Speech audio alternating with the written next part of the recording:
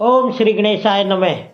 सबसे पहले बारात के जुलूस में अनेक वाहनों पर विराजित खूब सजे धजे बाजे गाजे के साथ पताकाएं फहराते हुए वसु आदि गंधर्व आए।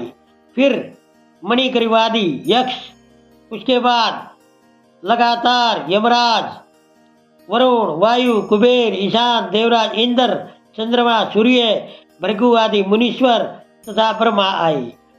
वे सब एक से एक सुंदर शोभा में रूप गुण से संपन्न थे। इनमें से हर एक दल के स्वामी को देखकर मैना पूछती थी कि क्या ये ही शिव हैं? नारद जी कहते, यह तो शिव के सेवक है। मैना यह सुनकर बड़ी खुश होती और खुशी में भरकर मन ही मन कहती, ये उनके सेवक ही जब इतने सुंदर हैं तब वे सबके स्वामी शिव तो पता नहीं कितने सुंदर होंगे। इसी बीच में वहां भगवान विष्णु पधारे।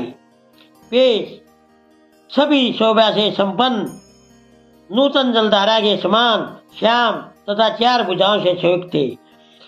उनका लावण्य करोड़ों कंदर्पों को लज्जित कर रहा था। वे पीताम्बर धारण करके अपनी प्रभा से प्रकाशित हो रहे थे। उनके सुंदर नेत्र प्रफुल्ल कमल की शोभा को छीन लेते थे। उनकी आकृति से शांति बरस रही थी। पक्षीराज गरुड़ उनके वाहन थे। शंख चक्र आदि लक्षणों से युक्त वक्षस्थल में श्रीवत्स का चिन्ह धारण किए वे लक्ष्मीपति विष्णु अपने प्रभापुंज से प्रकाशमान थे। उन्हें देखते ही मैना की आंखें चकित हो गई। वे बड़ी खुशी से बोली, अवश्य ये ही मेरे शिवा के पति भगवान शिव है, इसमें कोई संशय नहीं है। मुने, तुम भी लीला करने वाले ठहरे। अतः मैना की यह बात सुनकर उनसे बोले, देवी, ये शिवा के पति नहीं है, अपितु भगवान श्री हरि हैं। भगवान शंकर के सभी कार्यों के अधिकारी तथा उनके प्रिय हैं। पार्वती के पति जो शिव हैं, उन्हें इनसे भी बढ़कर समझना चाहिए। उनकी शोभा का वर्णन मुझसे नहीं हो सकता। वे ही सारे ब्रह्मांड के अधिपति सर्वेश्वर तथा स्वयं परमात्मा हैं।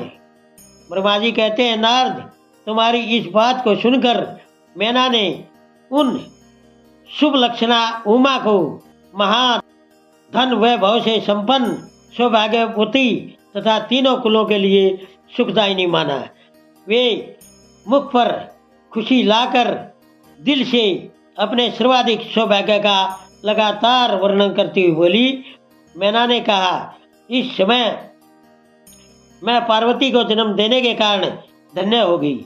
ये गिरीश्वर भी धन्य है तथा मेरा यह सब कुछ धन्य हो गया। जिन जिन अत्यंत तेजस्वी देवताओं का मैंने दर्शन किया है, इन सब के जो पति हैं वे मेरी पुत्री के पति होंगे। उसके सौभाग्य का क्या वर्णन किया जाए। भगवान शिव को पति रूप में पाने के कारण पार्वती के सौभाग्य का 100 वर्षों में वर्णन नहीं किया जा सकता। ब्रह्मा जी कहते हैं, नारद, मैना ने प्रेम पूर्ण हृदय से जैसे ही ये बात कही, त्यों ही अद्भुत लीला करने वाले भगवान रुद्र सामने आ गए। उनके सभी गण अद्भुत तथा मैना के अहंकार को नष्ट करने वाले थे। भगवान शिव अपने आप को माया से निर्लिप्त एवं निर्विकार दिखाते हुए वहां आए। उन्हें आया जान तुमने मैना को शिवा के पति का दर्शन कराते हुए उनसे कहा, सुंदरी, देखो, ये साक्षात भगवान शंकर है, जिनकी प्राप्ति के लिए शिवा ने वन में बड़ी भारी तपस्या की थी।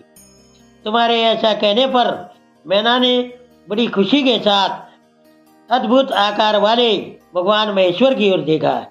वे अपने आप तो अद्भुत थे ही, उनके सेवक भी बड़े अद्भुत थे।